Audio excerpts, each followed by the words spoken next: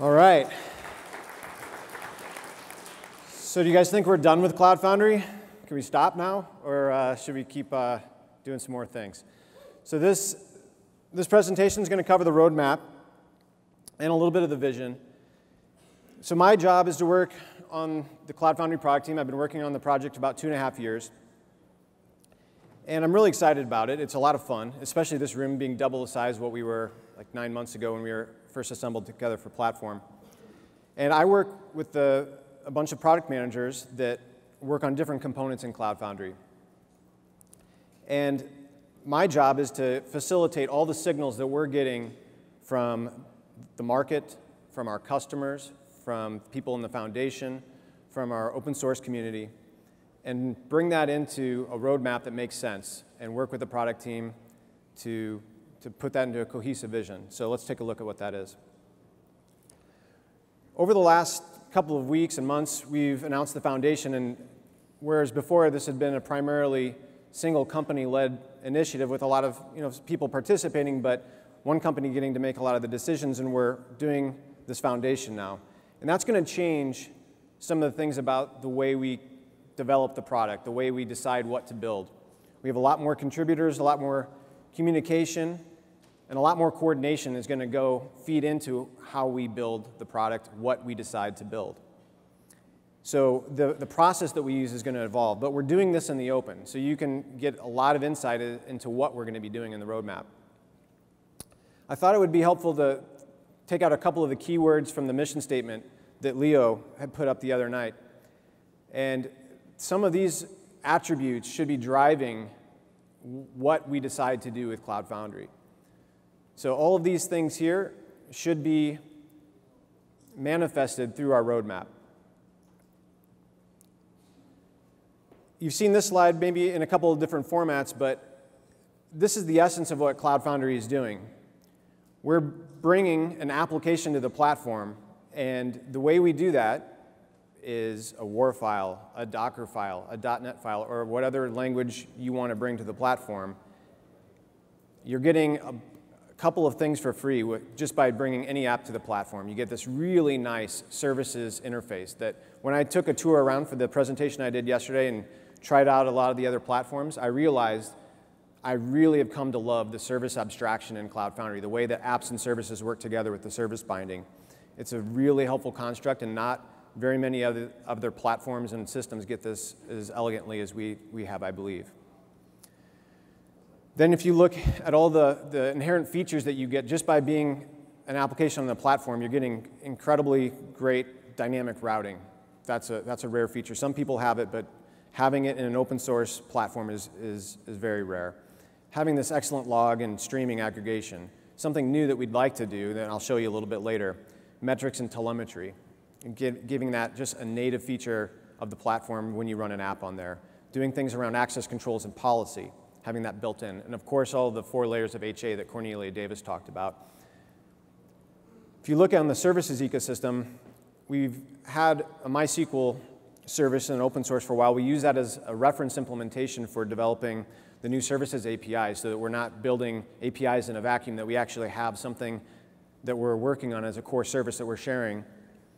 So when we add new features to the services API, we're adding it to MySQL. An example of that is the single sign-on dashboard capability. So when you bring a service to the platform, if you have a user interface that you want to expose to users to manage that service, you can do that. And if you're implementing a service, you can look at the MySQL service to see how we did that and replicate that. When you look at across these other services, there's a couple of them we want to be core platform services that you can count on. Blob and notifications is going to be a new one that we're going to be proposing soon, so you can watch the mailing list for a little bit more detail about that. And then we want to have a very vibrant services ecosystem. When you look at some of the things that Pivotal has done, I happen to work for Pivotal, and then IBM Bluemix has a vast array of services. This platform of extensible services, you can really see how successful it is when you see how filled out those marketplaces are getting with lots of choices. And of course, we want to be able to have those attributes be able to be deployed and run on any of these clouds. If you contrast that with a lot of the other platforms that are run by, let's say, Google or Amazon or something like that, that can only run in one data center, it's not very flexible. People want the flexibility to be able to run on the cloud of their choosing or to run on multiple clouds.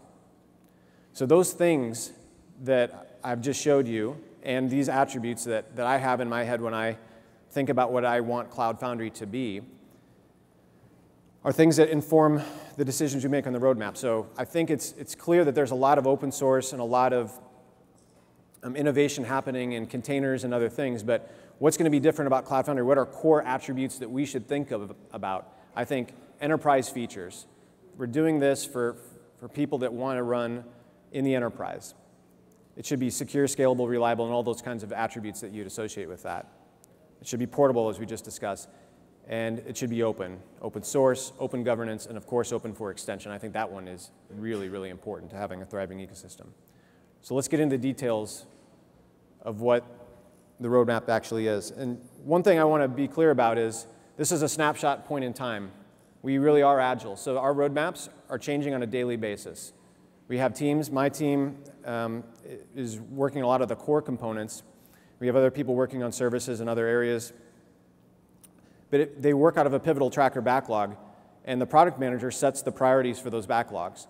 And the product manager, when he gets new information, or she gets new information, they will be dragging stories around and changing the orders of things. And so sometimes you start off with something that looks exactly accurate as it is today, and then you look next week and it's going to change. So let me show you how you can find out what we're doing. On cloudfoundry.org, there's a wiki. You click on the wiki, and on the right-hand side, you'll see a sidebar that shows you everything about our development process. We have links for our design documents, things we're planning to do. We put proposals out on the mailing list in open source. We do our proposals in open, and then we talk about them. And then we make decisions, and we prioritize them in backlogs and start working. Once we prioritize them in backlogs, you see the whole list of the public trackers right there. You can track their progress.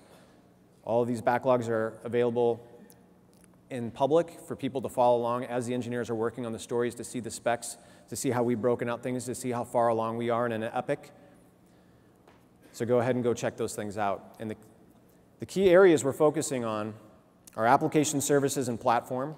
And so you'll hear the terms like Elastic Runtime and Cloud Foundry services and BOSH. I think it's really important to talk about things we're not doing right now. A lot of people are asking for things around multi-site, multi-region, coordinated capabilities.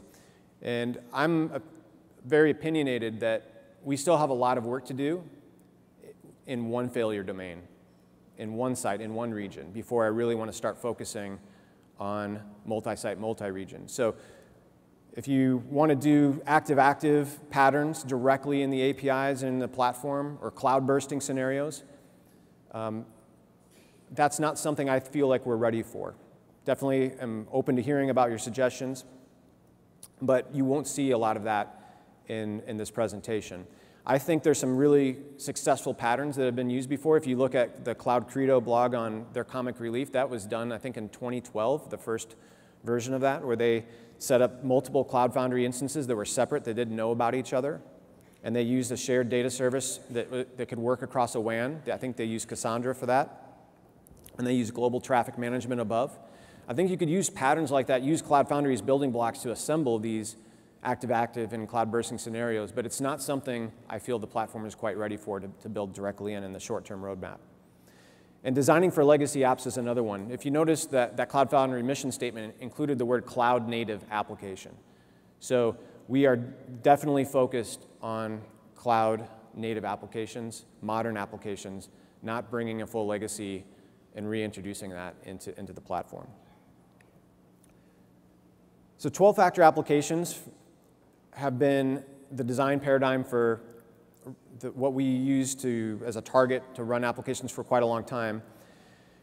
And we've recently added build packs to the open source. So Go is a new one.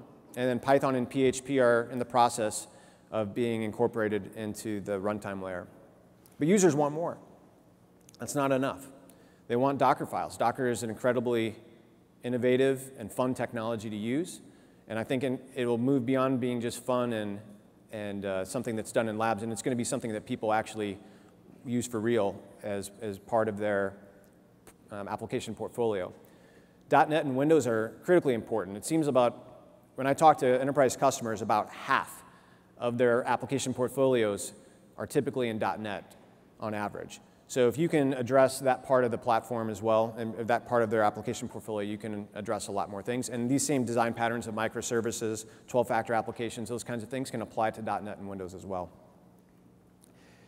And even though I said we wouldn't target legacy applications, I can't help but be persuaded that the success of the persistent file system option for some applications can make sense.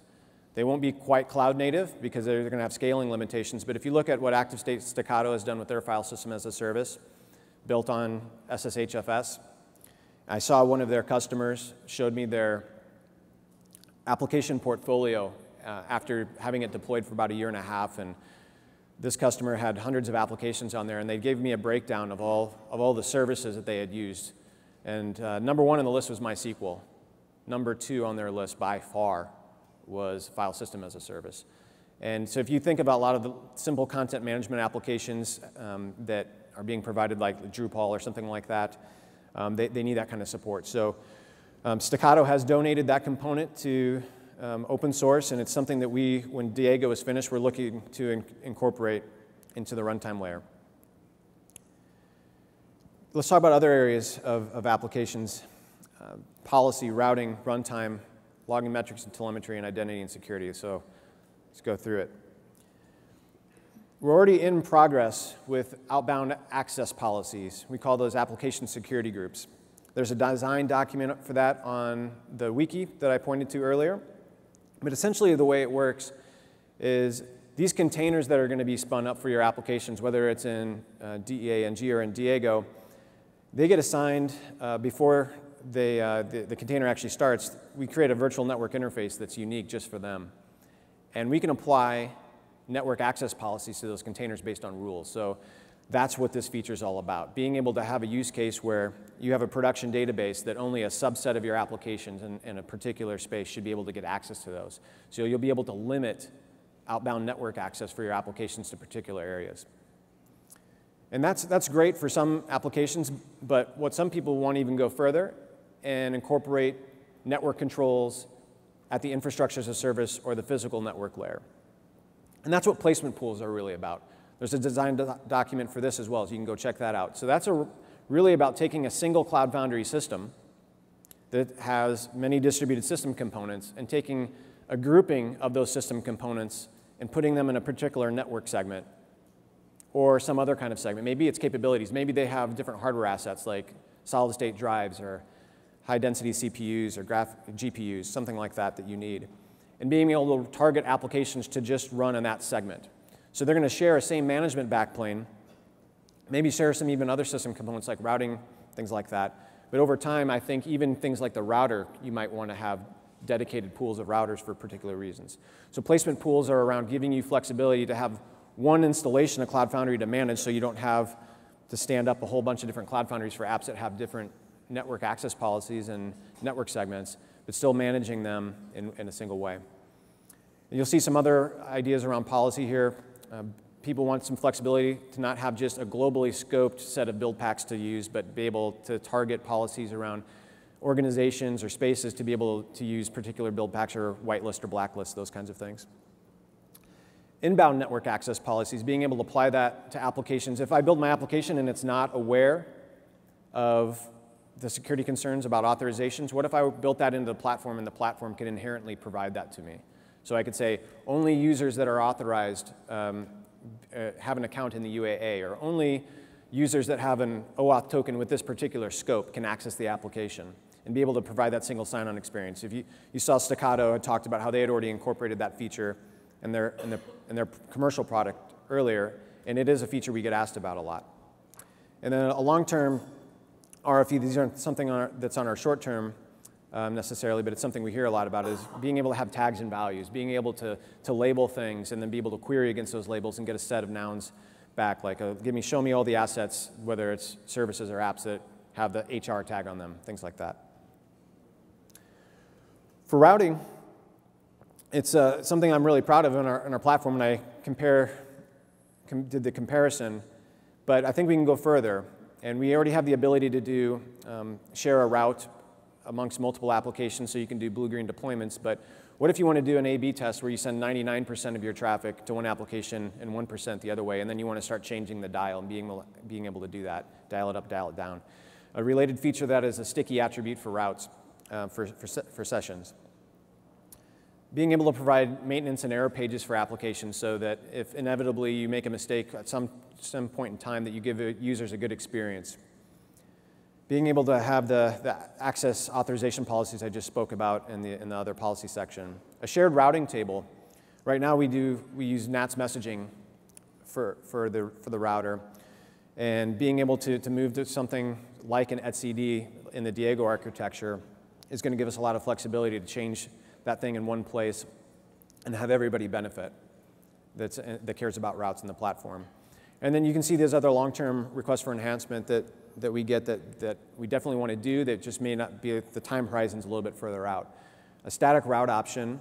Right now, when you advertise a route to the router, you have to be heartbeating it. So the DEAs, or in the future Diego, they're telling the router every 10 seconds or so, hey, this app is still here, this app is still here. There are some requests for people that do system components that don't want to plug in and do a heartbeat. They just want to have a static route. SNI for being able to provide lots of different certificates for SSL and being able to do that in our routing tier. Providing multiple ports for applications. Providing inbound TCP support, which actually might require us to do something like routing as a service. You can think of like ELBs are a service that Amazon provides in their infrastructure as a service. But if you want to be able to provide something like a stateful protocol inbound to your application and not have it have a noisy neighbor effect, you might have to go all the way down to routing as a service. And we also get requests for SSL all the way down to the application. And so being able to think about the different options for that and how far we want to go. Ansi's presentation was absolutely excellent earlier, explaining all the reasons that we are doing Diego and all the ideas. Some of the things that Diego is going to enable us to do are things like zero downtime and near downtime deployments. Zero downtime, one distinction from that, what do you mean by zero downtime and near zero downtime? Well, zero downtime means if I have two versions of my app, they can both be running at the same time, and my app tolerates that. So that would be the default policy that we'd want to encourage. That's cloudy. But a near zero downtime might be my application, there might be a database schema change that I know that these two versions of the app cannot run at the same time. So I'm comfortable with having a small window where I shut down version 1 and I immediately bring up version 2, and it's just that flicker in time. So that's like a near zero downtime deploy, as small as the window as we can get. Application processes from one code base. So today, if you want to use one code base and have a web process and a worker process, you've got to push multiple copies of that application, and they're actually distinct applications in the platform. Being able to manage an application as a single code base, but with multiple different process types, is something that Heroku does really well, and we'd like to be able to support a feature like that as well. Docker file push is obviously in .NET we talked about. This is a feature that is coming very, very soon in Diego, is ongoing customizable app health checks. Today we check for an application port health and make sure that the PID is alive. But what if you want to do more? What if you have some business logic, or you have some other application endpoint that's telling you if your app is healthy? Being able to have the apps tell you more about their own sense of health other than just tracking a PID. I talked a little bit yesterday about OpenShift support for SSH to the container, and there's other Beanstalk and other paths out there that let you get easier access to your container than we do today. We can do it a little bit with some workarounds that have been discussed on VCAP Dev, but being able to provide a more easy access to a shell and being able to see what's going on is something that we definitely want to do for debuggability. And I'm really passionate also about lifecycle hooks. So if you've seen there's a design doc for this called ALM, Design Ideas for Cloud Foundry. It's been out there for like a year or more now. And when Elizabeth Hendrickson, she's going to talk about this topic later on today. I think this sometime around 5 or 5:30, so check the schedule for that, about some of our ideas for this. But essentially, she talks about it in terms of pipeline segments. And so if you think about the workflow of checking application source code into an SCM system, and having that go through a CI tool like Jenkins or Travis, or pick your CI tool of choice, deploying that to Cloud Foundry, and then having something else kick off there, like maybe it's a performance test, and then this is just one segment of your full build pipeline, right? Maybe you repeat this then again to do the next environment downstream. But being able to provide a more fluid workflow so that you can have high degrees of automation. This is how we build applications. This is how we build Cloud Foundry itself, is by doing this exact thing. Our platform should enable those kinds of capabilities inherently without having to do a lot of scripting outside of the platform. This is something I'm really excited about. We have a couple of, we've been working on it for quite a while, but if you remember the days before Logregator, it was kind of dark days. You had to go to every single instance of your application and pull the logs out independently. But now, with Logregator, that's been live and crushed all the major issues in terms of scalability and robustness in it over the last 6 months or so. It's just something that I come to expect as an inherent feature of the platform. And when I go use other platforms now, in that test that I was doing leading up to the other talk I gave, I was just so frustrated that I had to go SSH into a container and tail a log file, or pull out individually, assemble on my own, and look at that stuff. Having all of my logs aggregated together was such a benefit. So what if we applied that same idea to metrics and telemetry? And that's the idea. So the team has a design doc for this, and we actually have some demo screenshots of their work. They've been working on it for quite a long time, but the end state that we want for this is Logregator is a multi-tenant logging system. Why stop at logs? Why not add things like metrics? Every single request that's coming through for our applications is going through our Cloud Foundry router. If you look at the access log, you know all the data is there for you to figure out the latency for each request, how many invocations were there for your throughput, what the response code was. Why don't we provide that as metrics about the applications out of the box, and be able to do that with other things as well, like traces or stack traces and things like that. And why not have pluggable inputs and outputs? So let's take a look at what that could look like. Here's a look at the Logregator stream that is every 10 seconds spitting out metrics about the application into the Logregator stream that are coming from the router. So if you see, as we go from left to right, you'll see that there, at the first marker there, the request buckets of 120 milliseconds to 240 seconds is 0. We make a request to the router, and in this case, it fell in that range, and now we increment the counter for that. If you look, we've incremented the HTTP total invocation count for that, and has also increased the counter for the 200 response code bucket. So being able to have these raw metrics available about every single application in the platform, and being able to chart, you've probably seen some of the Splunk stuff that Monsanto showed earlier, but imagine being able to now funnel these logs. This is just one idea, but you can imagine another output as a graph that shows all of this stuff, right? Like the output format for this is going to be pluggable. This one just happens to be going to Logregator. Let's take a look at another output. Here's similar information being exposed via JMX.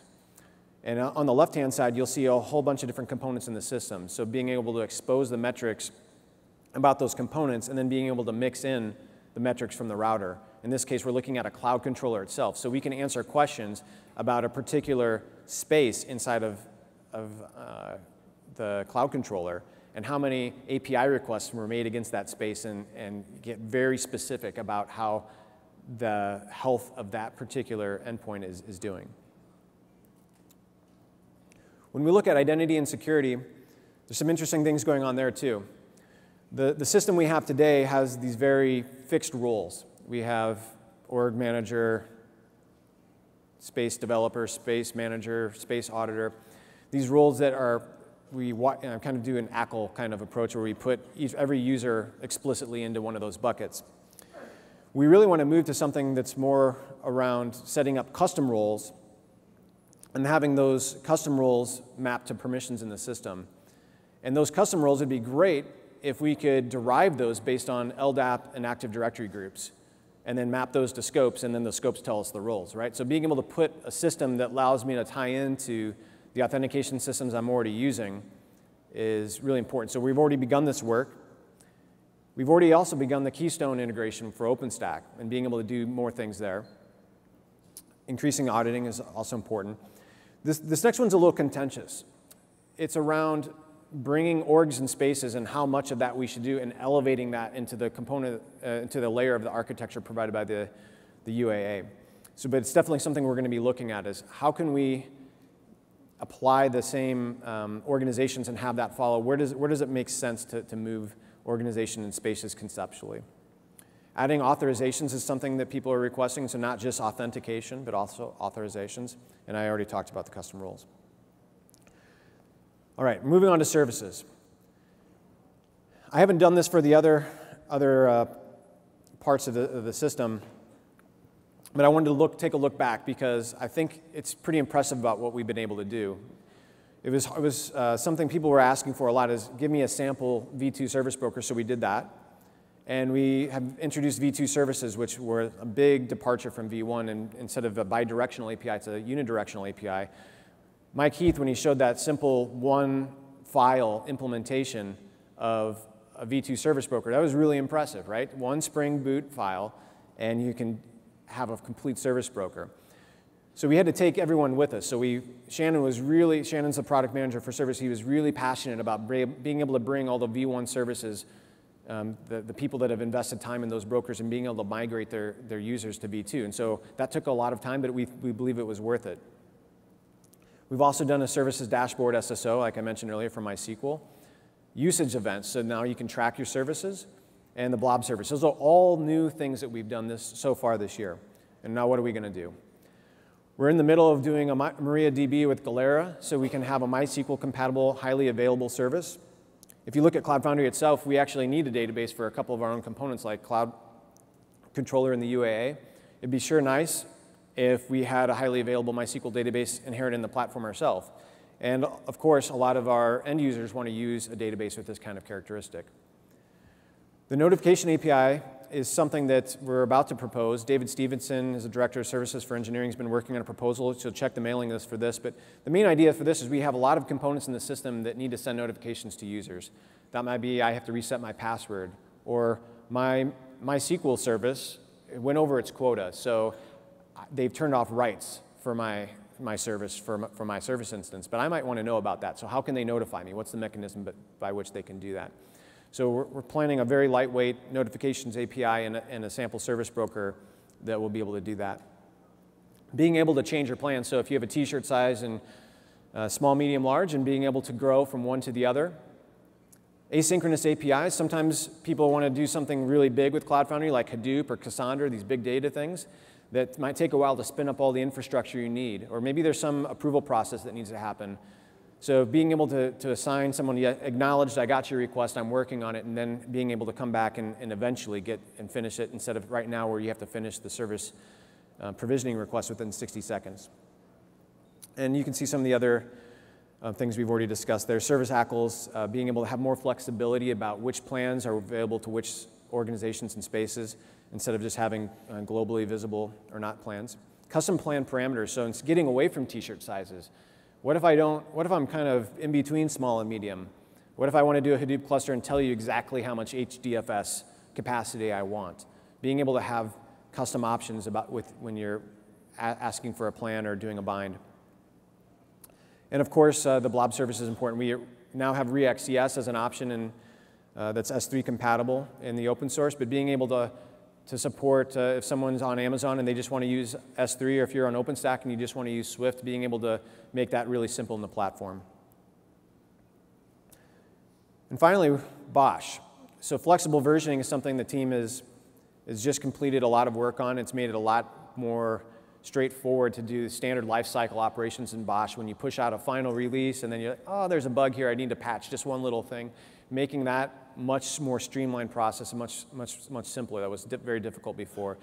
We had, just from learning from operating Cloud Foundry for many years, we've had these pain points for quite some time, and it just finally got to the point where we could introduce that capability and spend the time and get it right. Bringing your own CPI is something people want to do. So Uday, who spoke before, has worked on a Cloud Stack CPI, and so they have one that's sitting off to the side in open source, kind of in a fork of BOSH. Being able to have people bring their own cloud provider interface to BOSH without having to fork the BOSH code and incorporate all their changes back in and treat that as an external interface. There's a lot of interest in the customers I talk to about software-defined networking. So being able to tie into dynamic networks, and whether that's Open Contrail or Nicira or PlumGrid, whatever they happen to be, there's a lot of people doing work in this area, and being able to make sure BOSH can be aware of the software-defined networks and incorporate that into the infrastructure automation that we do. BOSH isn't known for the simplest user experience, and so we have a very big effort going on to streamline that. So Greg Oman, he is the product manager for BOSH. Send him your thoughts about the user experience. But if you look at BOSH Lite, we've done a lot of things over the last year or two to try and make it easier and more streamlined for people to get started with things. But we have a whole epic that you can track in the public tracker around that. And then we want more and more for these things that look very similar in the platforms to get pushed down to the bottom layer. So if you look at Diego, which does things that Ansi was very articulate about explaining how it does tasks that are short run, and it does long running processes. But if you look at BOSH, we introduced a couple of months ago BOSH errands, which are very short run processes that do one thing. And BOSH jobs have been around for a long time that are long-running processes. Hey, those look like the same thing, pretty much, right? They are. So why don't we use the same code base, the same infrastructure at the BOSH layer that we do in Runtime? So looking into containers, using the same infrastructure at that level, as well as blob, databases, the logs and telemetry. We focused on Logaggregator first for the end users of developers. But what about the system processes that are sending logs? Why not incorporate Logaggregator that as well? The system is just another tenant on the platform. Being able to send the metrics over that, so now that the same pluggable metrics pipeline that we get for applications, we can make available to systems. And you can plug all of that into something like Splunk or your single pane of glass, whatever monitoring tool you happen to be using. And notifications as well. BOSH sends notifications just like the Runtime platform does. So being able to use some of these things across is something we're really interested in. Backup and restore of deployments, BOSH deployments is something we're interested in too. We have the ability to snapshot individual disks of BOSH VMs for a while, but being able to incorporate that into a higher level user experience where I can snapshot an entire deployment and restore that is something we're interested in. All right, so to roll all of this up for application services in the platform, these are all the things that we're going to be looking to do. These are on our roadmap. The things that were marked RFEs are the requests for enhancement. Those are a little bit more longer term, but these other things are things that we expect to be working on in the next 6 to 12 months. Some of them are already well underway, and other ones are coming. But this roadmap, like I said earlier, adjusts constantly as we get new market signals, as we get feedback from other people in the foundation that there's a feature they really need to be effective with Cloud Foundry from our customers that are trying things. And so we do adjust it. So I definitely advise you to engage with us on the mailing list. Reach out to us via whatever channel you want to use. The mailing list is by far the best, but we have also a monthly Cloud Foundry Community Advisory Board meeting, and that lasts about 90 minutes. It's the last Wednesday of every month at 8 a.m. Pacific. We get Chris Ferris sends out an email that announces it, all the logistics for that on VCAP Dev. And we all get together, and there's usually about 50 or 60 of us on the phone, so we got to kind of mute and take turns. But we have a nice chat room that allows people to ask questions about roadmap, and it's a great time once a month for all of us to talk about the things that have happened in the last month. So this isn't your only opportunity to get the snapshot in time. Keep coming back for those roadmap sessions when we talk about the Community Advisory Board, things like that. So I'm not sure if I have time for questions, Andrew, if we're all done. We're kind of behind schedule. So we're all done. So pull me aside if you have questions about roadmap, and I'm happy to go further. Thanks a lot.